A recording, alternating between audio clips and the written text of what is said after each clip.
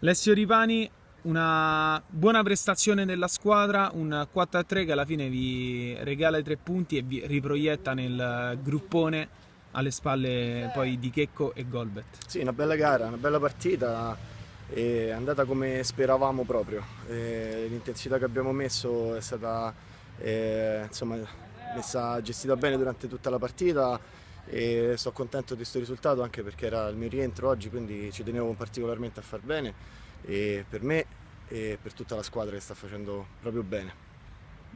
Mister Dupachè ha tenuto a fare un saluto particolare che credo voglia fare anche tu. Sì, decisamente, volevo salutare tanto forte Mauro Di Brigi, che è stato il nostro presidente per tanti anni, ci ha sopportato in tante chiusure al locale di mattina e quindi un grazie di cuore, un abbraccio gigante da parte mia e da parte di tutti quelli che hanno poi fatto parte di questa bellissima squadra negli anni.